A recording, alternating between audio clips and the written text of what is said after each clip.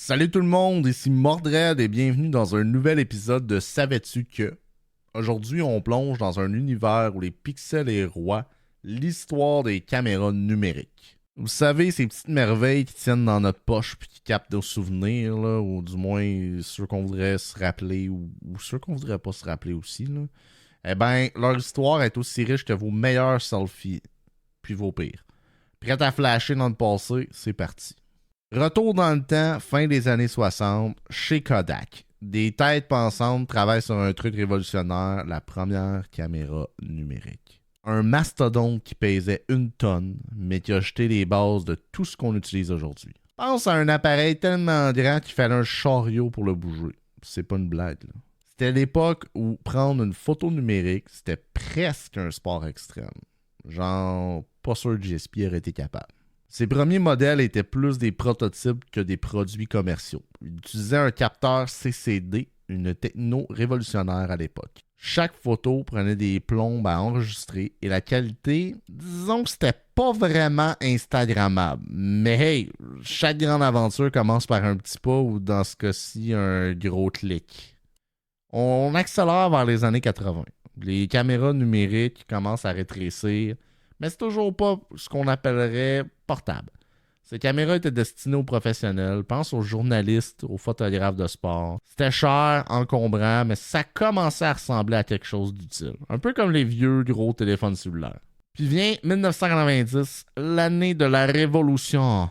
Mais du moins de la caméra numérique. La Dicam Model 1, la première caméra numérique grand public, fait son entrée. Son look. Un mélange entre un téléphone des années 80 et un jouet pour enfants. Puis la qualité, on était loin des standards d'aujourd'hui, mais à l'époque, c'était de la science-fiction. Enregistrer des photos sur une disquette, c'était comme vivre dans un épisode de Star Trek. Là. Un petit bonus pour toi. Savais-tu que les premières caméras numériques ne pouvaient même pas afficher les photos qu'elles prenaient? Fallait les connecter à un ordinateur pour voir le résultat. Imagine la surprise en découvrant tes photos une semaine plus tard. Les années 2000, le boom des caméras numériques, c'était la folie. Chaque année, un nouveau modèle, plus performant, plus stylé. On est passé de « ça prend des photos » à « wow, ça peut aussi filmer en HD ».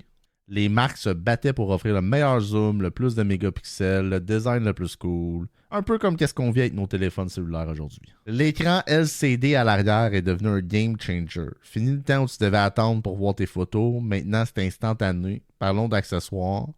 Carte mémoire qui pouvait stocker des centaines de photos, batterie qui durait des heures, puis même des petits logiciels de retouche intégrés. Un petit fun fact, à cette époque, tout le monde devenait un peu photographe. Les anniversaires, les vacances, les sorties entre amis, tout était capturé. Je suis pas mal sûr que vous avez tous des souvenirs de cette époque-là. Ouais, du moins ceux qui ont mon âge et plus. On a commencé à documenter nos vies d'une manière jamais vue auparavant. C'était l'époque où ta tante te montrait 300 photos de son dernier voyage à la plage, puis tu devais toutes les regarder en souriant. Puis, les années 2010, l'arrivée des smartphones avec des caméras intégrées change tout. On assiste à une véritable métamorphose. Les caméras numériques classiques commencent à sentir le sapin. Pourquoi? Je sais pas pourquoi le sapin, mais ça sent le sapin. Parce que maintenant, tout le monde a une caméra de qualité dans sa poche, à tout moment. C'est la démocratisation de la photographie. Les premières caméras de téléphone, parlons-en. C'était pas de la joie niveau qualité, mais on s'en foutait un peu. On prenait des photos de tout et de rien, avec des filtres qui rendaient tout intéressant-ish. Les selfies ont explosé, puis avec eux, une nouvelle façon de se voir et de voir le monde. Yeah! No! Et n'oublions pas l'impact des réseaux sociaux. Instagram, Facebook, Snapchat, ils ont tous joué un rôle crucial dans l'évolution de la photographie numérique. On est passé de « je prends une photo pour garder un souvenir » à « je prends une photo pour la partager avec le monde entier ». C'est une révolution culturelle où à chaque moment peut devenir viral pour le meilleur ou pour le pire. Ben voilà, on est revenu au présent avec des caméras qui tiennent dans nos poches puis qui font des photos de fou. C'était un méchant voyage dans le monde des caméras numériques. J'espère que vous avez autant aimé que moi. Restez branchés pour le prochain épisode de Savais-tu que, où on explorera encore des recoins ou des connaissances surprenantes de notre monde.